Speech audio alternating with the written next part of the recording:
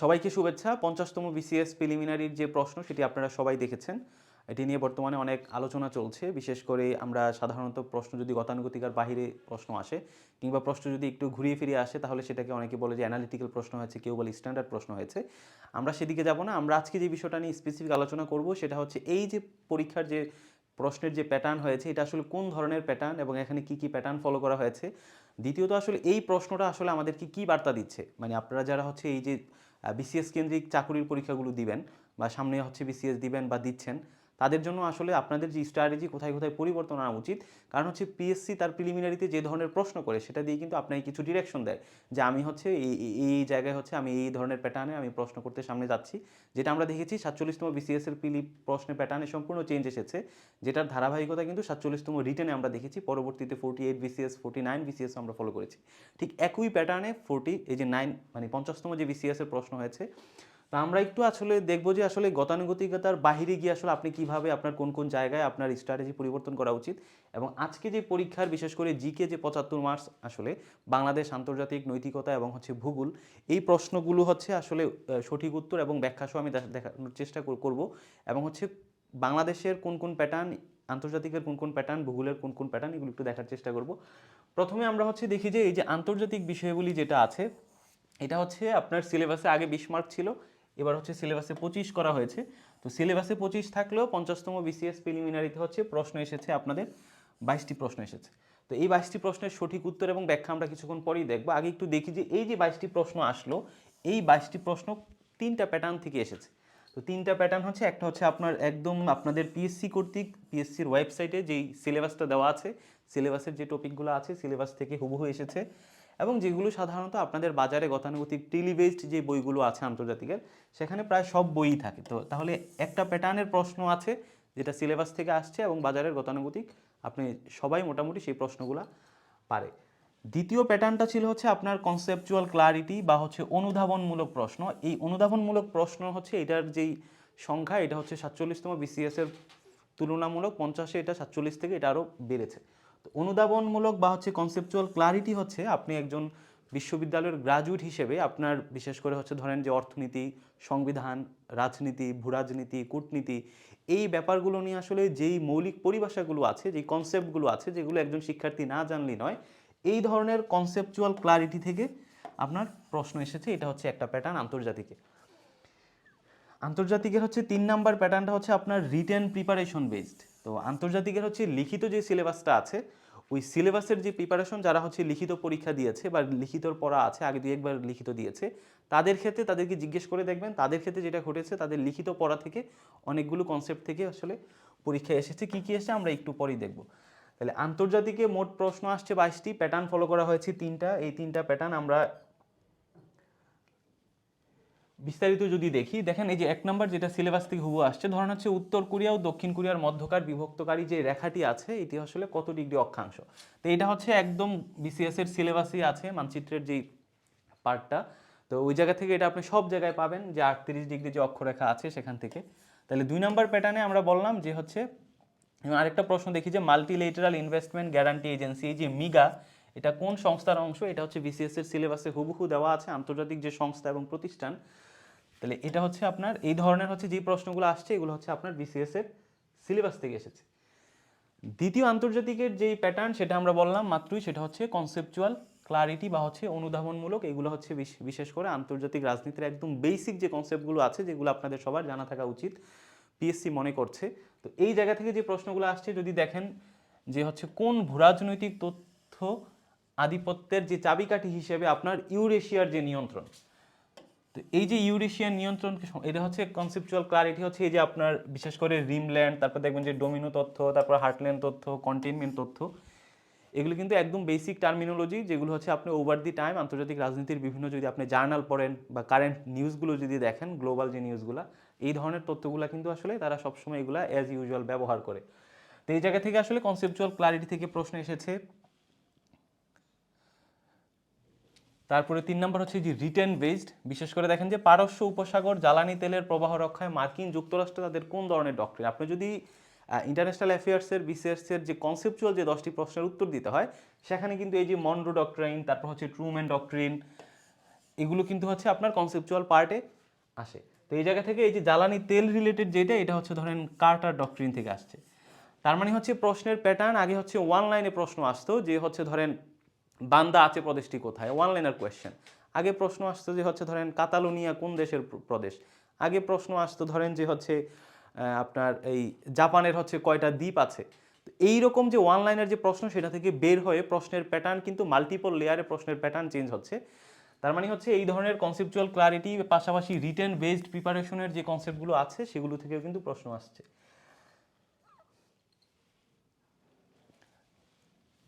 তারপরে দেখেন যে জলবায়ু কূটনীতিতে কমন বা ডিফারেন্সিয়েটেড রেসপন্সিবিলিটি। তাহলে এই যে কমন বা ডিফারেন্সিয়েটেড রেসপন্সিবিলিটি, এটা কিন্তু বেসিকলি হচ্ছে আপনার রিটেনের যে আপনার কনসেপচুয়াল যে পার্ট, সে পার্টে হচ্ছে আমি যাদেরকে রিটেন পড়িয়েছি তাদেরকে এটা হচ্ছে 47 বিসিএসি এটা আমি পড়িয়েছিলাম। তো দেখেন এটা আমি 47 রিটেনের জন্য পড়িয়েছি। এটা কিন্তু আপনি কোনো বাংলাদেশের কোনো প্রিলিমিনারি বেসড যে জিকে বই আছে, কোথায় এই টার্মিনোলজিটা আপনি খুঁজেই পাবেন না।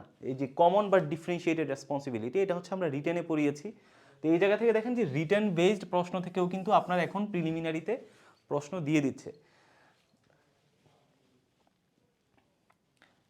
তাহলে আন্তর্জাতিকে আমরা দেখলাম যে প্রশ্নের প্যাটার্নে একটা হচ্ছে হুবহু সিলেবাসের পার্ট থেকে একটা অংশ আসছে, কনসেপচুয়াল ক্লারিটি, বেসিক টার্মিনোলজি যেগুলো আপনার জানা দরকার সেখান থেকে আসছে। 3 নাম্বার প্যাটার্ন হচ্ছে আপনার রিটেন বেসড যে প্রিপারেশন, অর্থাৎ আপনি যদি রিটেন একবার দুইবার দিয়ে থাকেন, আপনার রিটেনের প্রিপারেশন নেওয়া আছে, ওই প্রস্তুতি থেকে আপনি কিছু প্রশ্ন হচ্ছে আপনি এখন পারবেন যেই প্যাটার্নে পরীক্ষায় প্রশ্ন আসছে। এবার হচ্ছে নৈতিকতা যদি আমরা দেখি, নৈতিকতায় সিলেবাসে আপনাদের আগে 10 ছিল, এটা হচ্ছে এবার 15 করা হয়েছে। কিন্তু এই বিসিএসে হচ্ছে পুরাটাই হচ্ছে আপনার গুড গভর্নেন্সের জায়গা থেকে বেশি প্রশ্নগুলো আসছে, 17টা প্রশ্ন আসছে। এখন 17টা প্রশ্নের মধ্যে এখানে আমরা দেখি যে এখানেও 3টি প্যাটার্ন ফলো করা হয়েছে। একটা হচ্ছে আপনার লজিক্যাল রিজনিং কোয়েশ্চেন্স, যেটা আমরা লজিক বা নৈতিকতা ও সুশাসনের একটা চ্যাপ্টার আছে, লজিক, ট্যালোস, তারপরে হচ্ছে আপনার হচ্ছে মেটাফিজিক্স। তো এই জায়গা থেকে একটা পার্ট আছে লজিক্যাল। তো এই যে লজিক্যাল রিজনিং যে কোয়েশ্চেন, অর্থাৎ এই কোয়েশ্চেনগুলো হচ্ছে আপনি হুবহু কোনো বইয়ে আপনি পাবেন না। এই উত্তর যেগুলো অপশনে থাকবে, ওই অপশন থেকে হচ্ছে আপনার যেই প্রশ্নটা করা হয়েছে, ওই প্রশ্নের সাথে অপশনের আপনি যুক্তি দিয়ে দিয়ে ওইগুলো হচ্ছে মিলাতে হবে, যে এই ক নাম্বার অপশনটা কেন হয়, খ নাম্বারটা কেন হয় না, গ নাম্বারটা কেন ভুল, ঘ নাম্বারটা কেন হবে। অর্থাৎ এইগুলো হচ্ছে আপনার যুক্তি দিয়ে বা আপনার অ্যানালিটিক্যাল এবিলিটি দিয়ে এগুলো আনসার করতে হয়। এটা হচ্ছে লজিক্যাল রিজনিং কোয়েশ্চেন্স। 2 নাম্বার প্যাটার্নে আসছে হচ্ছে আপনার অ্যাপ্লিকেশন বেসড, বা হচ্ছে যেটা আপনার সিলেবাসের সাথে সম্পর্কিত।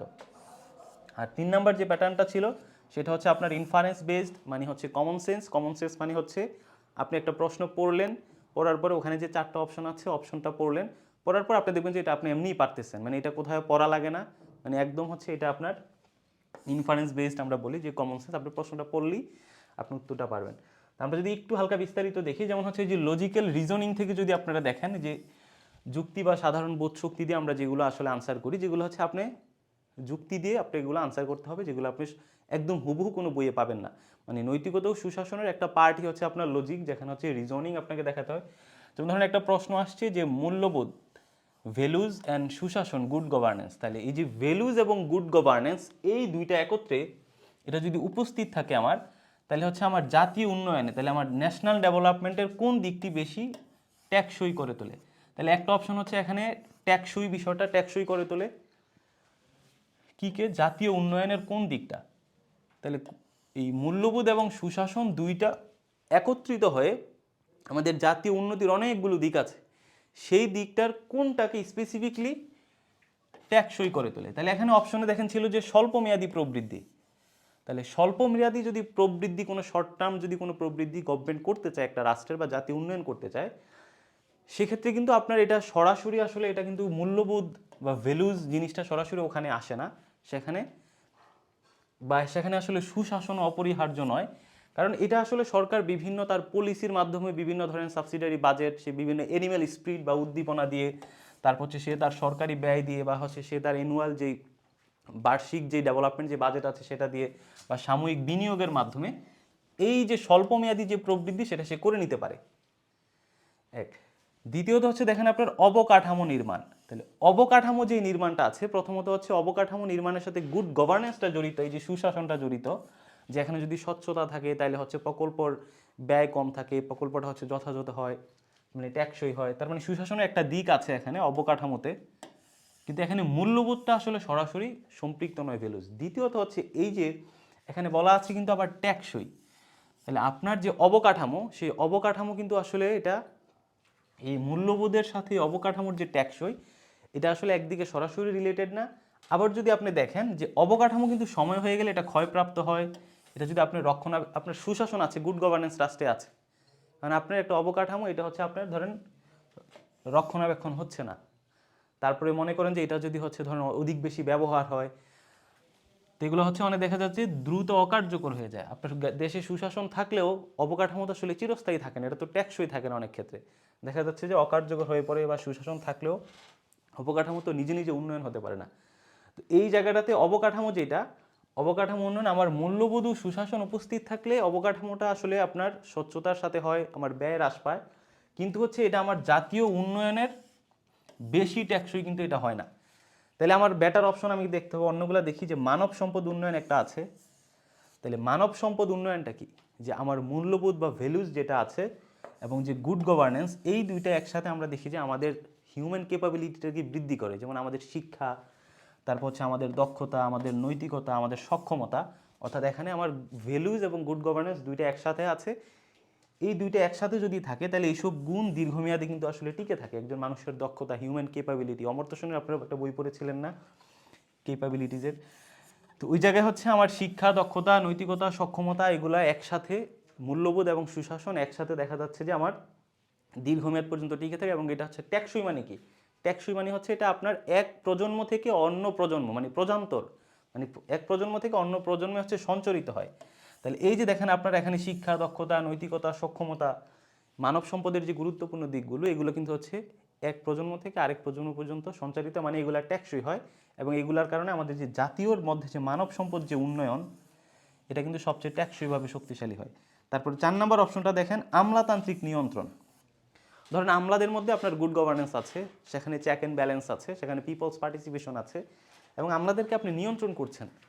তো আমলাদের যে নিয়ন্ত্রণ আপনি যখন করবেন, ওখানে ধরেন গুড গভর্নেন্স আছে, সেটাতে আপনি আমলাদেরকে নিয়ন্ত্রণ করছেন। তো সেটার সাথে একদিকে মূল্যবোধ, সেখানে ভ্যালুজ সরাসরি জড়িত না, আবার একইভাবে সেখানে আমলাদেরকে যদি আপনি নিয়ন্ত্রণ করেন, তাহলে আমলাদের যে মেধা, আমলাদের যে ক্রিয়েটিভিটি, সৃজনশীলতা, সেটা আবার বিকাশ হয় না। তো যে কারণে আমলাতান্ত্রিক নিয়ন্ত্রণ যেটা, এটা আসলে আপনার এই জাতীয় উন্নয়নের মধ্যে পড়ে না। তারপরে স্বল্পমেয়াদী প্রবৃদ্ধি, এটা আমরা দেখলাম যে এটা আসলে সরাসরি মূল্যবোধের সাথে জড়িত না। আর অবকাঠামো যেটা, এটা আসলে এটার সাথে ট্যাক্সই শব্দটা জড়িত থাকলেও এটা আসলে মূল্যবোধ এটার সাথেও সরাসরি জড়িত না। আর তৃতীয়ত আমরা দেখলাম যে মানব সম্পদ উন্নয়ন যেটা, এটা আসলে প্রজন্ম থেকে এক প্রজন্ম থেকে অপর প্রজন্মে স্থানান্তরিত হয়। তো যে কারণে এখানে এই যে রিজনিং, লজিক্যাল রিজনিং যে কোয়েশ্চেন, এগুলো আপনি হুবহু বইয়ে পাবেন না, এভাবে অপশন থেকে আপনাকে রিজনিং করে করে যুক্তির মাধ্যমে, যে আমরা আপনাদের নৈতিকতা সুশাসনে নতুন করে যেহেতু 5 মার্ক অ্যাড হয়েছে, এখানে আপনার হচ্ছে অ্যাবডাকটিভ, তারপর হচ্ছে ডিডাকটিভ যে রিজনিং পদ্ধতি আছে, এগুলো হচ্ছে এই পদ্ধতিতে হচ্ছে আপনারা ব্যবহার করতে পারেন। তারপর 2 নাম্বার যে প্যাটার্নটা আমরা দেখি যে অ্যাপ্লিকেশন বেসড বা হচ্ছে সিলেবাসের সাথে সম্পর্কিত। তো এই জায়গা থেকে নৈতিকতা থেকে যে 17টি প্রশ্ন আসছে, সিলেবাস থেকে মাত্র আপনাদের একদম হুবহু 3টা প্রশ্ন আসছে। তাহলে এটা হচ্ছে অ্যাপ্লিকেশন বেসড বা সিলেবাস সম্পর্কিত। যেমন হচ্ছে আমরা দেখি যে এই যে একটা প্রশ্ন, যে বিশ্বব্যাংক বর্ণিত সুশাসন সূচকে কোনো দেশের সূচক যদি 0.00 হয়, তাহলে সে দেশের সুশাসনের অবস্থাটা কি? এটা হচ্ছে আপনার বিসিএস এর সিলেবাসে একটা আছে না, ওই যে গুড, বিশ্বব্যাংকের যে গুড গভর্নেন্স ইন্ডিকেটর, অর্থাৎ কোনো রাষ্ট্রে কি পরিমাণ সুশাসন আছে, সেটা আসলে বিশ্বব্যাংক পরিমাপ করে কিসের মাধ্যমে। তার একটা আছে গুড গভর্নেন্স ইন্ডিকেটর, যেখানে তার 6টা ইন্ডিকেটর আছে, সেই 6টা ইন্ডিকেটর দিয়ে পরিমাপ করে। তো এই পরিমাপ, এটা হচ্ছে আপনার একদম সিলেবাসই আছে। তো এটা হচ্ছে আমি আমার প্রিলি বেসড যেখানে আছে, সেখানে আমি এটা পড়িয়েছিলাম। বিশেষ করে তাদের হচ্ছে প্রিলি বেসডে পড়ি বলছে যে মডেল টেস্ট নিয়েছিলাম, সেই মডেল টেস্টে ঠিক এই প্রশ্নটাই হুবহু দিয়েছিলাম, যে 0.000 হলে এটার মান কি হয়। তো এক্ষেত্রে আপনি দেখেন যে এটা হচ্ছে এখানে অপশন আছে নিচু মানের, উঁচু মানের, মাঝারি মানের, কোনোটিই নয়। তো এই জায়গায় আসলে যে গুড গভর্নেন্স ইন্ডিকেটর, এটা পরিমাপ করে আসলে যেটা, এটা সাধারণত হচ্ছে আপনার এই যে -2.5 থেকে +2.5 মধ্যে থাকে, মানে যে মূল মানটা।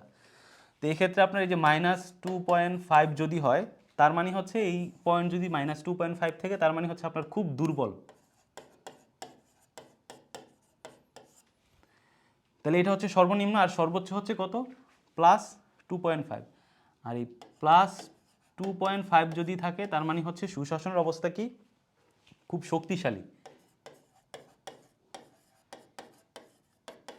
এগুলো হচ্ছে আমরা রাষ্ট্রবিজ্ঞানে পড়েছিলাম একদম এভাবেই, সুশাসন ইন্ডিকেটরসের, গুড গভর্নেন্সের। আর এই যে মাঝে যেটা আছে, মাঝে এটাকে বলা হয় হচ্ছে আপনার 0.00। এই 0.00 মানে হচ্ছে আপনার অ্যাভারেজ মান, এটাকে হচ্ছে গ্লোবাল অ্যাভারেজও বলা হয়, মানে যেটা আসলে বৈশ্বিক গড় বা গ্লোবাল অ্যাভারেজ, এটাকে মাঝামাঝি বলা হয়। তাহলে অ্যাভারেজ মানেই তো গড় বা মাঝারি, তাহলে এটার উত্তর হবে হচ্ছে মাঝারি। মানে তার মানে এটা হচ্ছে আপনার সিলেবাস থেকে আসছে, আমি এটা দেখালাম আর কি। তাহলে একটা প্যাটার্ন পাইলাম আমরা হচ্ছে আপনার লজিক্যাল রিজনিং বেসড কোয়েশ্চেন। দ্বিতীয়ত আমরা পাইলাম যে অ্যাপ্লিকেশন বেসড বা হচ্ছে সিলেবাসে আপনি যেটা পড়েছেন সেটাই পরীক্ষার প্রশ্নে আসবে, সেটা আপনি অ্যাপ্লাই করবেন। তাহলে এটা হচ্ছে আপনার গুড গভর্নেন্স সিলেবাসে ছিল, সেই জায়গা থেকে এটা আসছে।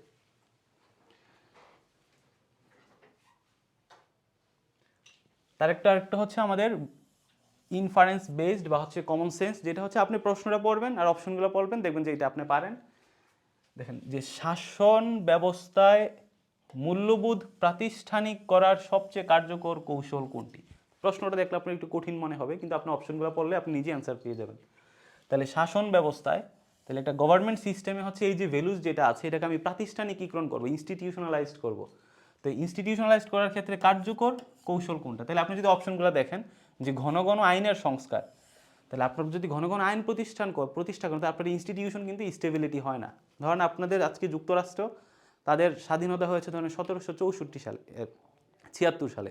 এই পর্যন্ত তাদের সংবিধান সংশোধন হয়েছে মাত্র 27 বার।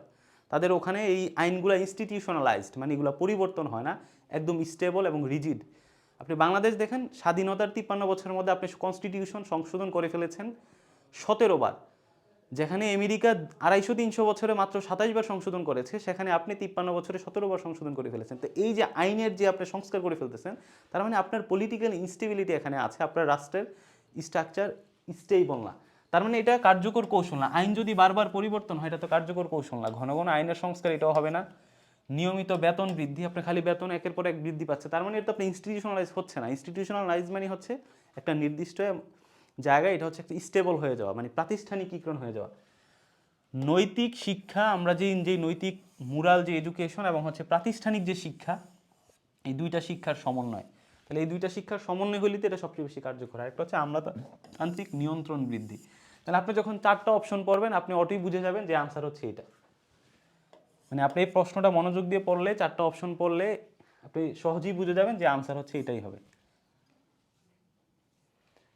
তো এই ছিল নৈতিকতার হচ্ছে, আগে নৈতিকতার যে প্রশ্নগুলো আসতো, আগের যে প্যাটার্ন ছিল, আগে নৈতিকতার প্যাটার্ন ছিল হচ্ছে আপনার ওই যে কিছু নির্দিষ্ট স্পেসিফিক জায়গা ছিল। যেমন ধরুন ইমানুয়েল কান্ট একটা নির্দিষ্ট এরিয়া। ইমানুয়েল কান্টের যে 3টা বিখ্যাত নীতি আছে, যে গুডউইল, সততার জন্য সদিচ্ছা, তারপর কর্তব্যের জন্য কর্তব্য, মানে এই যে আপনার ডিউটিস ফর ডিউটি শেক। আরেকটা হচ্ছে ছিল যে ক্যাটাগরিক্যাল ইম্পারেটিভ, মানে হচ্ছে ওই যে সার্বজনীন যে চিন্তা যেটা আছে, নিঃশর্ত যে আদেশ, ওই জায়গা থেকে একটা প্রশ্ন থাকতোই নৈতিকতা। তাই এটা ছিল একটা প্যাটার্ন, মানে হচ্ছে আমার রিপিটেটিভ প্রশ্ন থাকতো নৈতিকতায়। তারপর ধরুন যে বার্টন রাসেল হচ্ছে একটা পার্ট, বার্টন রাসেলের উক্তি থেকে আসতো, বার্টন রাসেলের বই থেকে আসতো, মানে বার্টন রাসেল থেকে একটা প্রশ্ন আপনার বিসিএসে থাকতোই। মানে আগে হচ্ছে আপনার স্পেসিফিক প্যাটার্ন ছিল। আগে হচ্ছে ধরুন জন স্টুয়ার্ট মিল এবং জেরেমি বেনথামের যে ইউটিলিটারিয়ানিজম আছে, তাদের বই অথবা উপযোগবাদ থেকে আসতো, অথবা ডিঅন্টোলজি থেকে আসতো, অথবা কনসিকুয়েন্সিয়ালিজম থেকে আসতো। মানে স্পেসিফিক ফরম্যাট ছিল আপনার। সুশাসনের উপাদান কয়টি, ইউএনডিপির মতো উপাদান কয়টি, বিশ্বব্যাংকের মতো উপাদান কয়টি, এরকম প্যাটার্নে ছিল। কিন্তু এবার আমরা দেখলাম যে নৈতিকতার যে প্যাটার্ন, সেটা সম্পূর্ণ চেঞ্জ হয়েছে। 3টা প্যাটার্ন আমরা পড়লাম। এবার আসি বাংলাদেশ। তো বাংলাদেশে যদি আপনি দেখেন, সিলেবাসে আগে বাংলাদেশ 30 ছিল, এটাকে এবার পরিবর্তন করে 25 করা হয়েছে। কিন্তু এই যে বিসিএস, এই বিসিএস এ প্রশ্ন ছিল 23টি। তো 23টি প্রশ্নের মধ্যে মোট 4টা প্যাটার্ন ফলো করা হয়েছে এখানে। তো এই যে 4টা প্যাটার্ন ফলো করা হয়েছে, 4টা প্যাটার্নের মধ্যে কি কি প্যাটার্ন আছে আমরা একটু দেখি। 1 নম্বর হচ্ছে আপনার সিলেবাস থেকে হুবহু, যেটা প্রিলি বেসড, সকল বই আপনি পাবেন। এখন এই যে সিলেবাসে, মানে তারা তো সিলেবাস একটা পিএসসি আপনাকে দিয়েছে, সেই সিলেবাস থেকে তো কিছু রাখতে হবে, যে কারণে সিলেবাস থেকে একটা নির্দিষ্ট অ্যামাউন্ট অফ কোয়েশ্চেন্স হচ্ছে পরীক্ষায় থাকে, যেটা 47ও ছিল এবং হচ্ছে 50তম বিসিএসও সেখান থেকে অল্প সংখ্যক দিয়েছে। তো এই সিলেবাস বেসড একটা। দ্বিতীয়ত হচ্ছে আপনার এই ডেসক্রিপটিভ বা অনুধাবনমূলক কিছু প্রশ্ন ছিল একটা প্যাটার্ন। আপনি যদি এই 23টা প্রশ্ন দেখেন, দেখবেন যে সিলেবাস থেকে হুবহু আসছে, এগুলো সব বই আছে। দ্বিতীয় প্যাটার্নে দেখবেন যে কিছু ডেসক্রিপটিভ বা অনুধাবনমূলক প্রশ্ন আসছে, যেগুলো হচ্ছে আপনার একজন নাগরিক হিসেবে, আপনার বেসিক বিষয় হিসেবে আপনার এগুলো জানাশোনা প্রয়োজন বা জানাশোনা আছে। সাধারণত আপনার একাডেমিক যখন অধ্যয়ন আপনি করেন, বিশ্ববিদ্যালয়ে যখন 4 বছর আপনি অনার্স করেন, 1 বছর মাস্টার্স করেন, এই একাডেমিক লাইফে হচ্ছে যেই জ্ঞানগুলো হচ্ছে আমাদের জানা উচিত, ওই রকম জায়গা থেকে আসলে এটা আসে। 3 নাম্বার যেটা, এটা হচ্ছে কনসেপচুয়াল ক্লারিটি থেকে। কনসেপচুয়াল ক্লারিটি বা হচ্ছে আপনার বিশেষ করে ধরেন ইকোনমি, তারপর হচ্ছে বাণিজ্য, তারপর হচ্ছে ধরেন সংবিধান, এই রিলেটেড যে টার্মিনোলজিসগুলো আছে, রাষ্ট্রীয় নীতিমালা, পলিসি রিলেটেড, না জানলেই নয়, এটা এই প্যাটার্ন থেকে প্রশ্ন আসছে। আরেকটা হচ্ছে আপনার রিটেন বা পলিসি বেসড। তাহলে এই যে 4টা প্যাটার্নের যে আমরা যদি 23টা প্রশ্ন বাংলাদেশ বিষয়গুলির দেখি, তাহলে 1 নাম্বার দেখেন যে সিলেবাস। তাহলে সিলেবাসে যা আছে সেখান থেকে স্পেসিফিক করে প্রশ্ন আসছে। যেমন হচ্ছে এটা যদি দেখেন যে বাংলাদেশের অর্থনৈতিক নীতি উন্নয়ন পরিকল্পনা অনুমোদনের সর্বোচ্চ কর্তৃপক্ষ, ঠিক এই লাইনটাই আপনি প্রিলি বেসড যত বই আছে আপনি বাজারে সবগুলাতে পাবেন, ঠিক হুবহু এই লাইনটাই, যেটা হচ্ছে আপনারা একনেক পড়ছিলেন না, ওই একনেকেরই পূর্ণরূপটা এখানে দিয়েছে, যে জাতীয় অর্থনৈতিক পরিষদের নির্বাহী কমিটি, যেটার হচ্ছে ধরেন আপনার চেয়ারম্যান থাকে প্রধানমন্ত্রী, চেয়ারম্যানের অনুপস্থিত অর্থমন্ত্রী থাকে। এটা সব বইয়ে আছে এবং এটা সিলেবাসে আছে। এটা থেকে একাধিক প্রশ্ন রিপিটেটিভলি বিভিন্ন পিএসসির অধীনে আসছে, আগের বিসিএসে আসছে, তবে এটা হচ্ছে সিলেবাস বেসড। তাহলে 2 নাম্বার প্যাটার্নটা যদি আমরা দেখি যে ডেসক্রিপটিভ বা অনুধাবনমূলক, তাহলে দেখেন যে অনুধাবনমূলক বা ডেসক্রিপটিভ, যে এই দেখেন স্থানীয় সরকার নিয়ে যেটা আসছে, এটা জুলাই সনদের মধ্যে এটা বিস্তারিত আলোচনা হয়েছিল। যে জুলাই আপনার স্থানীয় সংসদ সরকার বিষয়ক যে কমিটিটা হয়েছিল তোফায়েল আহমেদের নেতৃত্বে, ওই জায়গায় এটা নিয়ে প্রচুর পত্রিকায় লেখালেখি হয়েছিল যে বাংলাদেশের স্থানীয় সরকার ব্যবস্থা দুর্বল। তাহলে আমাদের লোকাল গভর্নমেন্ট, আমরা জানি যে লোকাল গভর্নমেন্টের চেয়ারম্যান মেম্বার উপজেলা এই জায়গায় দুর্বলতা আছে। এই দুর্বলতার কারণে সবচেয়ে বড় প্রাতিষ্ঠানিক দ্বন্দ্ব, তাহলে দ্বন্দ্বটা হচ্ছে ইনস্টিটিউশনাল, প্রাতিষ্ঠানিক, মানে 2টা প্রতিষ্ঠানের মধ্যে দ্বন্দ্ব। তাহলে এটা কোনটা, তাহলে ক নাম্বারে দেখেন কি আছে, উপজেলা ও ইউনিয়ন পরিষদের মধ্যে দ্বৈত প্রশাসনিক কর্তৃত্ব। তাহলে উপজেলা পরিষদের ইউনু যিনি আছেন তার মধ্যে এবং ওখান থেকে চেয়ারম্যান মেম্বার যারা আছে তাদের মধ্যে, এটা নাকি হচ্ছে সংবিধানের আর্থিক ক্ষমতার বিকেন্দ্রীকরণের বিধান থাকা সত্ত্বেও বাস্তবে কেন্দ্রীয় সরকারের হাতে অতি কেন্দ্রীভূত। মানে সংবিধানে বলা আছে যে সেন্ট্রাল গভর্নমেন্ট, যেটা আপনার সংসদ কেন্দ্রিক গঠিত হয়, এই গভর্নমেন্ট ভার্সাস লোকাল যে গভর্নমেন্ট, 2টা গভর্নমেন্ট হচ্ছে ডিসেন্ট্রালাইজড, আলাদা থাকা সত্ত্বেও এই লোকাল যে গভর্নমেন্ট আমাদের আছে তারা হচ্ছে সেন্ট্রাল গভর্নমেন্টের উপর নির্ভরশীল। একজন এমপি যিনি নির্বাচিত হন সংসদের জন্য, তার অধীনে তার যে আসন আছে, ওই আসনে যত চেয়ারম্যান মেম্বার যারাই হয় না কেন, সবাই হচ্ছে দেখা যায় যে আর্থিকভাবে তার উপর ডিপেন্ডেন্ট। তো এই যে অতি কেন্দ্রীভূত সেন্ট্রালের উপর, এটা একটা অপশন। তারপরে 3 নাম্বার অপশন হচ্ছে পৌরসভা পর্যায়ে সরকারি বেসরকারি অংশীদারিত্বের অভাব, দাতা সংস্থাগুলোর মধ্যে সমন্বয়হীনতা। তো এইগুলো মূলত হচ্ছে ডেসক্রিপটিভ পড়াশোনা, যে আসলে আমাদের লোকাল গভর্নমেন্ট কেন ফাংশন করছে না, কেন কাজ করছে না। তো এগুলো আসলে ডেসক্রিপটিভ বা অনুধাবনমূলক, যেগুলো হচ্ছে আপনি হুবহু কোনো বইয়ে পাবেন না, যেগুলো হচ্ছে আপনার গ্রো করবে হচ্ছে বিভিন্ন পত্রিকার কলাম পড়ার মাধ্যমে। আপনার হচ্ছে যে সংস্কার নিয়ে যে কাজগুলো হচ্ছে, রাষ্ট্রের যে পলিসিগুলো হচ্ছে, রাষ্ট্রের যে পরিবর্তনগুলো আসছে, এগুলো সম্পর্কে যদি ডিপ অ্যানালাইসিস আপনার থাকে, তাহলে এই ধরনের অনুধাবনমূলক প্রশ্নটি আপনি পারবেন। তাহলে এটার উত্তর ছিল হচ্ছে আমাদের এই যে বিকেন্দ্রীকরণের বিধান থাকা সত্ত্বেও আমাদের ডিসেন্ট্রালাইজড আছে এখানে, যে সেন্ট্রাল গভর্নমেন্ট লোকাল গভর্নমেন্টের হস্তক্ষেপ করবে না। তো এই বিধান আছে থাকা সত্ত্বেও দেখা যাচ্ছে সেন্ট্রাল গভর্নমেন্ট লোকাল গভর্নমেন্টে হস্তক্ষেপ করছে, এটা অতি কেন্দ্রীভূত। তাহলে প্রাতিষ্ঠানিক যে দ্বন্দ্ব, তার মানে হচ্ছে সেন্ট্রাল গভর্নমেন্টের সাথে লোকাল গভর্নমেন্টের যে হস্তক্ষেপ, এটাই হচ্ছে সবচেয়ে বড় প্রাতিষ্ঠানিক দ্বন্দ্ব। অন্যগুলোও দ্বন্দ্ব, কিন্তু এটা হচ্ছে সবচেয়ে বড়। যেমন হচ্ছে এই যে আপনার উপজেলা পরিষদের যে ইউনু আছে এবং ওখানকার স্থানীয় যে চেয়ারম্যান আছে, দুজনের মধ্যে কিন্তু আপনার দ্বন্দ্ব হয়, কিন্তু এখানে বলছে সবচেয়ে বড় দ্বন্দ্ব। তাহলে বড় দ্বন্দ্ব কি, ন্যাশনাল গভর্নমেন্ট ভার্সেস লোকাল গভর্নমেন্টের যে হস্তক্ষেপ সেটা। তারপর হচ্ছে 3 নাম্বার প্যাটার্নটা আমরা বললাম যে বাংলাদেশ বিষয়গুলিতে কনসেপচুয়াল ক্লারিটি। কনসেপচুয়াল ক্লারিটি দেখেন মানে সংবিধান নিয়ে আপনার হচ্ছে বিশেষ করে হচ্ছে ইকোনমি নিয়ে, পলিটিক্স নিয়ে যে কনসেপচুয়াল পার্টগুলো আছে, যেমন হচ্ছে ধরেন হেভিয়াস কর্পাস রিট। তো এক্ষেত্রে হচ্ছে হেভিয়াস কর্পাস, এটা সংবিধানের একটা টার্মিনোলজি। আপনার সংবিধান পড়ার সময় অনেকগুলো টার্মিনোলজি আপনারা পড়েন না, যে হেভিয়াস কর্পাস কি, তারপর হচ্ছে কাস্টিং ভোট কি, তারপর হচ্ছে ফ্লোর ক্রসিং কি। তো এই ধরনের যে টার্মিনোলজিসগুলো আছে, এই টার্মিনোলজিসগুলো একইভাবে, তেমন পলিটিক্সের যে টার্মিনোলজিগুলো আছে, রিয়ালিজম কি, লিবারালিজম কি, তারপর ইকোনমিক্সের আপনারা বাংলাদেশ ব্যাংকের ক্ষেত্রে আপনারা পড়েন না, ওই যে কল মানি কি, তারপরে হচ্ছে আপনার নিকাশ ঘর কি, এইরকম যে টার্মিনোলজিগুলো, যেগুলো বেসিক আমাদের সবারই জানা থাকা উচিত, এই টার্মিনোলজিগুলো থেকে কিন্তু এই 47 এবং হচ্ছে আপনার এই 50তম বিসিএসে প্রশ্ন আসা শুরু করেছে একদম প্যাটার্ন। তাহলে এই প্যাটার্নটা হচ্ছে আপনি দেখেন যে এখান থেকে কতগুলো প্রশ্ন আসছে। যদি দেখেন যে হেভিয়াস কর্পাস রিট দায়ের করা হয় সংবিধানের কোন অনুচ্ছেদ লঙ্ঘনের কারণে, এখানে বলছে কোন অনুচ্ছেদ লঙ্ঘনের কারণে। তাহলে আমাদের হেভিয়াস কর্পাস মোট সংবিধানের হচ্ছে মোট 5টা জায়গায় রিড করা যায়, যেটা আমি হচ্ছে প্রিলিমিনারি বেস এই 50তম প্রিলিমিনারি বেসে পড়িয়েছিলাম। তো ওখানে পাঁচটার মধ্যে একটা ছিল হেভিয়াস কর্পাস। তো এই জায়গায় এটা একটু ডিপ থেকে প্রশ্ন আসছে। তো আমরা জানি যে হেভিয়াস কর্পাস অধীনে হচ্ছে আপনি রিড করতে পারবেন সংবিধানের আর্টিকেল 102 অনুচ্ছেদের অনুযায়ী, কিন্তু অপশনে দেখেন 102 অনুচ্ছেদ দেয়ই নাই, তার মানে খুবই ক্রিটিক্যাল প্রশ্ন আসছে। তাহলে অপশনে 102ই নাই, হেভিয়াস কর্পাস এই রিটটা করা যায় 102 অনুযায়ী। তো এই ক্ষেত্রে এখানে বলা হয়েছে যে দেখেন হেভিয়াস কর্পাস রিট দায়ের করা সংবিধানের কোন অনুচ্ছেদ লঙ্ঘনের কারণে, ভায়োলেশনের কারণে। তো এই জায়গায় এখানে উত্তর হচ্ছে আপনারা অনেকেই গোলমাল তাকিয়ে ফেলেন, একটা আছে যে 32, আপনারা অনেকে বলবেন, কেউ বলবেন যে 33। তো এখানে আসলে এটার উত্তরটা আমরা পরে হচ্ছে ব্যাখ্যা সহ যখন আলোচনা করব তখন বিস্তারিত দিব। তো এখানে উত্তর হবে আসলে এই যে 32 কেন, এটা আমরা হচ্ছে একটু পরেই ব্যাখ্যাটা দিচ্ছি। তার মানে এই ধরনের কনসেপচুয়াল ক্লারিটি যেগুলো আছে এগুলো থেকেও কিন্তু এখন প্রশ্ন আসে, যেগুলো আসলে ধরেন ব্যাংকের লিখিত পরীক্ষা আসার কথা, যেগুলো হচ্ছে বিসিএস বাংলাদেশ বিষয়াবলীর আগে দেখবেন যে বাংলাদেশ বিষয়াবলীর ওই যে ছোটো ছোটো টার্মিনোলজি থাকতো, মানে এখন যেটা করে 10টা লিখিততে 10টা প্রশ্ন থাকে, 10টা প্রশ্নে 20 মার্ক করে 200 মার্ক, বাংলাদেশ বিষয়াবলী শেষ। আগের প্রশ্নগুলো যদি দেখেন আপনি 35 থেকে হচ্ছে আপনি 42তম, সেখানে টিকা আকারে কিছু প্রশ্ন আসতো, যে 5টা ছোটো ছোটো টিকা দিত, যেমন ওখানে লিখতো যে মুজিব বর্ষ নিয়ে ব্যাখ্যা করুন, তারপর ওখানে আসতো যে হচ্ছে আমাদের এই যে অধরা সংস্কৃতি কি আছে ব্যাখ্যা করুন, এই ধরনের ছোটো ছোটো টিকা, যে ক্ষুদ্র নিগোষ্ঠী বলতে কি বোঝায়, মানে 5টা দিয়ে 4 মার্ক 4 মার্ক করে 20 মার্ক ফিল আপ করতো। ঠিক ওই রকম টিকা আগে আসে। এখন যেহেতু ওই টিকাগুলো আকারে যেহেতু রিটেনে আসে না, এগুলো কি করেছে প্রিলিমিনারিতে শিফট করেছে।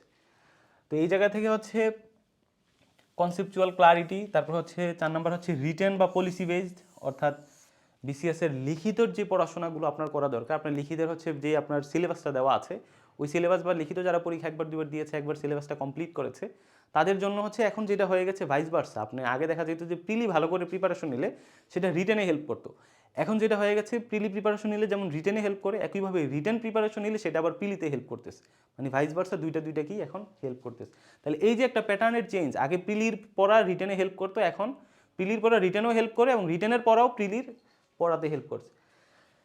তাহলে রিটেন বা পলিসি বেস যদি একটা প্রশ্ন দেখেন যে ডলারের বিপরীতে, এটা ইকোনমিক চ্যাপ্টারে হচ্ছে আমরা রিটেনে হচ্ছে এটা পড়াই। তো এখানে দেখেন ডলারের বিপরীতে টাকার অবমূল্যায়ন, এই যে মানির যে ডিভ্যালুয়েশন, মানে ডিভ্যালুয়েশন, ডলারের বিপরীতে টাকার অবমূল্যায়ন, তো এই যে দেখেন টার্মিনোলজি আসছে, এগুলো হচ্ছে রিটেন বেসড পড়াশোনা। তারপর হচ্ছে প্রশ্ন 2 নাম্বার যদি প্রশ্নটা দেখেন, কোন বিষয়টি মুদ্রা পাচারের অন্তর্ভুক্ত নয়, তাহলে এই যে মুদ্রা পাচার, এটা রিটেন বেসড, এটা পলিসি বেসড প্রশ্ন।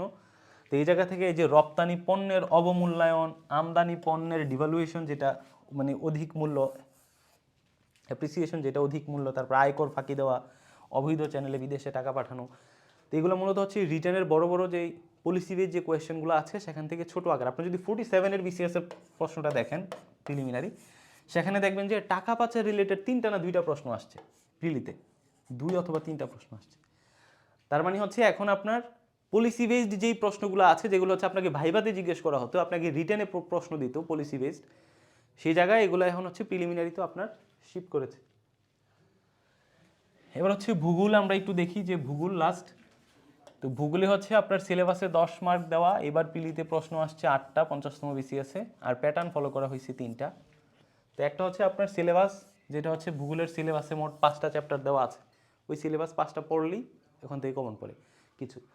তাহলে একটা হচ্ছে সিলেবাস, আরেকটা হচ্ছে আপনার অ্যানালিটিক্যাল ট্রেন্ডস, এটি একটু বুঝতে হবে। অ্যানালিটিক্যাল ট্রেন্ডস ভূগোলে আগে যেই প্রশ্নগুলো আসতো, আগে প্রশ্ন আসতো যে দুবলার চর কোথায় অবস্থিত, আগে প্রশ্ন আসতো যে হচ্ছে ধরেন একদম হুবহু ওই রকম, যে হচ্ছে আমাদের সর্বোচ্চ পর্বত শৃঙ্গের নাম কি, তারপর হচ্ছে এই এই নায়াগ্রা জলপ্রপাত কোথায় অবস্থিত, তারপরে হচ্ছে আপনার এই ধরনের, যে হচ্ছে আপনার ইউরোপের ভলগা নদী কোথায় অবস্থিত, এই ধরনের হচ্ছে আপনার ওয়ান লাইনার, মানে তথ্য জানতে চায়, এই ধরনের প্রশ্ন আগে আসতো, যেটা হচ্ছে আমরা এক কথায় ধরেন সিলেবাসের অন্তর্ভুক্ত। এগুলার এখন আসে না, তাহলে এখন কি আসে? তাহলে আমি বলেছি যে আপনাদের রেফারেন্স হবে 47 এবং হচ্ছে এই যে 50 বিসিএস। এখন যেটা আসে, আমি হচ্ছে 50তম পিলি যখন পড়াচ্ছিলাম, আমি ওনাদেরকে ভূগোল পড়ানোর সময় বলেছিলাম যে এখন ভূগোলে যে প্রশ্নগুলো আসে, যেগুলো হচ্ছে আমার বুঝার বিষয়, আন্ডারস্ট্যান্ডিংয়ের বিষয়, ভূগোলে ধরেন হচ্ছে ওই যে আমার দ্রাঘিমা রেখা, অক্ষাংশ রেখা, এগুলো আমার বুঝার বিষয়, মানচিত্র ধরে ধরে একে একে বুঝার বিষয়, এই জায়গা থেকে প্রশ্ন আসে। তারপর হচ্ছে আমার যে সময় নির্ণয়, যে আমার দ্রাঘিমা রেখার 1 ডিগ্রি গেলে কত পরিমাণে কত মিনিট সময় ব্যবধান হচ্ছে, আমি দ্রাঘিমা রেখার হচ্ছে পূর্বে গেলে কত সময় বাড়ে না কমে, পশ্চিমে গেলে বাড়ে না কমে, আন্তর্জাতিক তারিখ সীমা অতিক্রম করলে কী হয়, এই যেগুলো আন্ডারস্ট্যান্ডিং বা বুঝার বিষয়, এটা থেকে প্রশ্ন আসে। এবং হচ্ছে বায়ু প্রবাহ, যে বায়ু প্রবাহ হচ্ছে আমার নিম্নচাপে কীরকম হয়, উত্তর গোলার্ধে গেলে কীরকম হয়, দক্ষিণ গোলার্ধে কীরকম হয়, মেরু অঞ্চলে কীরকম হয়, এই জায়গা থেকে প্রশ্ন আসে। আমার বায়ুমণ্ডল, যে ট্রপোমণ্ডল, স্ট্রাটিমণ্ডল, এগুলো হচ্ছে বুঝার বিষয়, এই জায়গা থেকে প্রশ্ন আসে। তারপর হচ্ছে ধরুন আমার ভূমিকম্প, ভূমিকম্প হচ্ছে কী কী কারণে হয়, এই জায়গা থেকে ভূমিকম্প থেকে টেকটনিক প্লেট কোথায় কোথায় আছে, হিমালয় কোন টেকটনিক প্লেটে, বাংলাদেশ কোন টেকটনিক প্লেটে, আফ্রিকা কোন টেকটনিক প্লেটে, যেগুলো বুঝার বিষয়। তারপর হচ্ছে ধরুন হচ্ছে আমার বিভিন্ন প্রণালী যেগুলো আছে, যেগুলো হচ্ছে আমার আন্ডারস্ট্যান্ডিং করার বিষয়, মানচিত্র দেখে দেখে যে এই প্রণালীটা এখানে, এটার কারণে এই দুইটা রাষ্ট্র কানেক্টেড হয়েছে, এটার কারণে এই দুইটা জলভাগ হচ্ছে কানেক্ট হয়েছে, এই দুইটা স্থলভাগ পৃথক হয়েছে। তার মানে আমি আপনাদেরকে বুঝাতে চেয়েছি হচ্ছে এই যে বুঝার যে বিষয়গুলো আছে, এগুলো থেকে এখন বেশি প্রশ্ন আসে। তারপর ধরুন আপনার বায়ু প্রবাহ বা এই বুঝার বিষয় যেগুলো আছে, তার মানে এগুলোকে আমরা বলি যে অ্যানালিটিক্যাল ট্রেন্ডস। আগে ওয়ান লাইনের প্রশ্ন আসতো, এঞ্জেল জলপ্রপাত কোথায় অবস্থিত, ভলগা নদী কোথায় অবস্থিত, দুবলারচর কোথায়, এখন সেগুলো আসে না, এখন আসে যেগুলো আপনার বুঝার বিষয়। 3 নাম্বারটা হচ্ছে আপনার টার্মিনোলজি। টার্মিনোলজি হচ্ছে ভূগোল সম্পর্কিত যেই পরিভাষাগুলো আছে, টার্মিনোলজিসগুলো আছে, সেখান থেকে প্রশ্ন আসে। তাহলে আমরা যদি একটু বিস্তারিত দেখি যে এইবারের প্রশ্নটাতে, তাহলে সিলেবাস থেকে হুবহু আমরা দেখি যে এই যে ঘূর্ণিঝড় সিডর এবং হচ্ছে আইলা, এটা কত সালে আঘাত হানে? তো আমরা জানি যে সিডর 7 সালে, আইলা হচ্ছে 9 সালে। এটা বাংলাদেশের প্রিলি বেসড ভূগোলের যত বই আছে আপনি সব বইয়ে পাবেন, যে যে আমাদের সিডর, তারপর হচ্ছে আইলা, তারপর হচ্ছে ঘূর্ণিঝড় মহাসেন, তারপর 1997 সালের যে ভূমিকম্প, এই বন্যা, তাহলে এইগুলো হচ্ছে একদম সিলেবাস থেকে আপনার আছে, এটা আপনার জানতে হবে, এটা সব বই আছে, এটা সবাই পারে। তাহলে 2 হচ্ছে অ্যানালিটিক্যাল ট্রেন্ডস, আমরা বললাম যেগুলো জ্ঞান নির্ভর বা ওয়ান লাইনের প্রশ্ন না, যেগুলো হচ্ছে বুঝার বিষয়, আমাকে অনুধাবন করতে হয়। যেমন এই যে দেখেন এবার প্রশ্ন যেটা আসছে আপনাদের, একদম প্রত্যয়ন বায়ু উত্তর গোলার্ধে ড্যাশ দিক থেকে ড্যাশ দিকে প্রবাহিত হয়। তাহলে এই যে বায়ু প্রবাহ, এটা কিন্তু হচ্ছে ধরেন আমাদের বুঝার বিষয়, তো এইটা আসছে। তারপর দেখেন যে ভঙ্গিল পর্বত, আগ্নেয় পর্বত, স্তূপ পর্বত, এগুলো হচ্ছে আসলে বুঝার বিষয়, যে ভঙ্গিল পর্বত আসলে কেন হয়, এটা দেখতে কীরকম হয়, আগ্নেয় পর্বতগুলো কেন হচ্ছে, তারপরে পাদদেশীয় এই পর্বতগুলা, মানে এই যে স্তূপ পর্বত কী কারণে হচ্ছে, তো এই জায়গায় এগুলো বুঝার বিষয়, যে কারণে হচ্ছে এটাকে আমরা বলি যে অ্যানালিটিক্যাল ট্রেন্ডস। তাহলে ভূগোলে এই জায়গা থেকে প্রচুর প্রশ্ন আসে। 3 নাম্বার আমরা বললাম যে ভূগোলে টার্মিনোলজিস থেকে আসে। তো এবার দেখেন যে বায়ুমণ্ডল এবং মহাশূন্যের মধ্যবর্তী যে রেখাটি, এটার নাম কি? তাহলে এটা যে কারমান লাইন, এটা একটা টার্মিনোলজি, এটা থেকে আসছে। আপনি যদি 47 এর বিসিএস দেখেন, সেখানে টার্মিনোলজিগুলো যদি খেয়াল করেন, সেখানে দেখবেন যে আপনার এল নিনো, সেখানে যদি টার্মিনোলজিগুলো দেখেন, সেখানে দেখবেন যে এল নিনো, তারপর হচ্ছে লা নিনো, তারপর হচ্ছে সেখানে দেখবেন যে কনরাড, এই ধরনের টার্মিনোলজিগুলো আসছে। তার মানে আপনার রেফারেন্স যেহেতু প্রস্তুতির রেফারেন্স প্রশ্নের প্যাটার্ন বোঝা যেহেতু হচ্ছে আপনার 47 এবং হচ্ছে 50তম, দেখবেন যে টার্মিনোলজিগুলো আসছে। তার মানে আমার ভূগোল আগে একটা প্যাটার্ন ফলো করতে, এখন হচ্ছে আমার 3টা প্যাটার্ন দাঁড়িয়েছে। এখন হতে পারে যে হচ্ছে আপনার করণীয় কি। তাহলে করণীয়টা যদি আমরা একটু একবারে দেখি, আপনার প্রিপারেশনটা যেভাবে নিচ্ছেন, সেখানে আপনার স্ট্র্যাটেজিতে কি পরিবর্তন আসা উচিত। আগে হচ্ছে শুধু আপনি সিলেবাস যেটা আছে, ওই সিলেবাস অনুযায়ী বাজারে যে বইগুলো আছে আপনি বইগুলো পড়তেন, পরীক্ষায় যেতেন, গিয়ে পরীক্ষা দিয়ে আসতেন, মোটামুটি ভালো কমন পড়তো, কাটমার্কস দেখা যেত 115-20 পর্যন্ত কিন্তু হয়েছে, যে আপনার শেষের দিকের বিসিএসগুলো 42, তারপর হচ্ছে 43, 44, 45 ওই বিসিএসগুলোতে। তাহলে এখন আর একটা প্যাটার্নের মধ্যে পিএসসি সীমাবদ্ধ নাই। তাহলে এখন প্যাটার্ন আমরা দেখলাম যে আন্তর্জাতিকে 3টা প্যাটার্ন, বাংলাদেশে 4টা প্যাটার্ন, আমরা দেখলাম যে নৈতিকতাতে 3টা প্যাটার্ন, ভূগোলেও 3টা প্যাটার্ন, মানে প্যাটার্নগুলো অনেক ডাইভার্সিফিকেশন হয়েছে। এবার করণীয় হচ্ছে আপনি রেফারেন্স হিসেবে হচ্ছে, আগে আমরা আপনাদেরকে যারা বিসিএস, সবার পরামর্শ থাকতো যে হচ্ছে যে 10তম বিসিএস থেকে এই পর্যন্ত যতটা বিসিএস হয়েছে সবগুলো প্রশ্ন একবার করে পড়ে ফেলা। কেন? কারণ আমি প্রশ্ন সম্পর্কে আইডিয়া পাবো, কারণ তখন একই ওয়েতে প্যাটার্নে প্রশ্ন হয়েছে, যে কারণে আপনি 10 থেকে এখন পর্যন্ত সব বিসিএস এর প্রশ্ন পড়ে ফেলতে বলা হতো। এখন আপনাকে যেটা করবেন, এখন আগের প্রশ্ন যখন সিলেবাস ওয়াইজ পড়তে যাবেন তখন দেখবেন, কিন্তু হচ্ছে আপনি রেফারেন্স হিসেবে দেখবেন হচ্ছে 47 বিসিএস, 48 বিসিএস, 49 বিসিএস আর 50তম বিসিএস। এই পিএসসির অধীনে রাজনৈতিক পট পরিবর্তনের পরে এই 4টা বিসিএস হয়েছে, এবং এই প্রশ্নের যে প্যাটার্ন ধারণা করা হচ্ছে যে আসলে এই ধরনের প্যাটার্নই প্রশ্ন চলতে থাকবে, তো যে কারণে এগুলা রেফারেন্স হিসেবে করবেন। দ্বিতীয়ত হচ্ছে আপনি, আমরা দেখলাম যে সবগুলা প্যাটার্নেই কিন্তু একটা পার্ট, নির্দিষ্ট পার্ট আগে সিলেবাস থেকে সম্পূর্ণ আসতো, এখন জাস্ট একটা পোর্শন সিলেবাস থেকে আসে। তার মানে আপনি এখন পুরো সিলেবাস রিলেটেড যেই আছে, আপনি সিলেবাসে যে টপিকগুলো আছে, পিএসসির ওয়েবসাইটে যে সিলেবাসটা আছে, সিলেবাসটা ডাউনলোড করবেন, ওটা থেকে দাগিয়ে দাগিয়ে যতগুলো টপিক আছে ধরে ধরে আপনি শেষ করবেন। তাহলে এটা হচ্ছে একটা। এখন গুরুত্বপূর্ণ ব্যাপার হচ্ছে এই যে সিলেবাস যেটা আছে এটা তো সবাই পড়বে, আপনার সাথে তো এখন তো বিসিএস খুবই কম্পিটিটিভ হয়ে গেছে, মানে আপনিও সিলেবাস দেখে দেখে পড়তেছেন, আমিও সিলেবাস দেখে দেখে পড়তেছি, সবাই পড়তেছে, এবং সবার যেহেতু সিলেবাস রিলেটেড যেটা পড়া সেটা সব বই একই, আপনি যেই বই পড়েন না কেন, আমি যেই বই পড়ি না কেন, আমাদের সোর্সেস ডিফারেন্ট হতে পারে কিন্তু পড়া কিন্তু দিন শেষে একই, কারণ সিলেবাস থেকে আসে। এই কারণে সিলেবাস থেকে যে প্রশ্নগুলো আসে এগুলো আপনার ভুল করা যাবে না। তাহলে সিলেবাসটা এমনভাবে পড়তে হবে, এগুলো বারবার আপনার রিভিশন দিতে হবে, কারণ আপনার জানা প্রশ্ন যেটা সবার জন্য কমন, আপনার জন্য কমন, আমার জন্য কমন, এই ধরনের কমন জানা প্রশ্ন যারা ভুল করবে, এগুলো যারা হচ্ছে পরীক্ষায় ভুল দাগিয়ে আসবে, তারাই কিন্তু পিলি থেকে ছিটকে যাবে। কারণ যেই প্রশ্ন কমন সবাই পারে সেটা যদি আপনি ভুল করেন তার মানে আপনি পিলি থেকে ছিটকে যাচ্ছেন। আপনি হচ্ছে যেটা একদম সবার জন্য আনকমন ওই প্রশ্ন দাগিয়ে আপনার পিলি পাস করা খুব টাফ। মানে আপনার পিলি পাস করতে হলে আপনার সিলেবাস থেকে যেগুলো আসে ওগুলোও পারতে হবে, ভুল করা যাবে না, এবং আনকমন যেগুলো আসে ওগুলো থেকেও কিছু কিছু আপনাকে পারতে হবে, তাইলেই হচ্ছে আপনি পিলিতে কোয়ালিফাই করতে পারবেন। তার মানে সিলেবাস যা আছে সেটা আমার টপিক ধরে ধরে পড়তে হবে। আগে সিলেবাস থেকে হুবহু কমন পড়তে অনেক, এখন সিলেবাস থেকে কমন করেন একটা পোরশন কমন পড়ে ওই পোরশনটা আমাকে আনসার করতে হবে ভালো করে। তারপরে আমরা দেখি যে এই যে একাডেমিক ও বেসিক যে বিষয়গুলো আছে, এই বেসিক বিষয়গুলো হচ্ছে আপনি মোটামুটি জানা শুরু করে দিবেন। যেমন হচ্ছে আমাদের সংবিধান, তারপর হচ্ছে ইকোনমি রিলেটেড, ইকোনমি থেকে যদি আপনি দেখেন বিসিএস পিলি রিটেন সব জায়গায় কিন্তু এখন ইকোনমি প্রচুর প্রশ্ন আসে, এবং একই সাথে ইকোনমিটা তো গুরুত্বপূর্ণ যে আপনি যদি ব্যাংকের পরীক্ষা দেন সেখানে তো ইকোনমি অবশ্যই আছে, এখন বিসিএসও ইকোনমি প্রচুর প্রশ্ন আসে। তারপর ধরেন রাষ্ট্রবিজ্ঞান, বাংলাদেশ বিষয়াবলীর যে 200 মার্কস পরীক্ষা এটা হচ্ছে ধরেন এই রাষ্ট্রবিজ্ঞান, তারপর হচ্ছে আন্তর্জাতিক রাজনীতি, এই সম্পর্কিত বেসিক একাডেমিক যে পড়াশোনাগুলো আছে এগুলো হচ্ছে আপনারা টুকটাক পড়াশোনা করতে হবে প্রিলি রিটেন ভালো করার জন্য।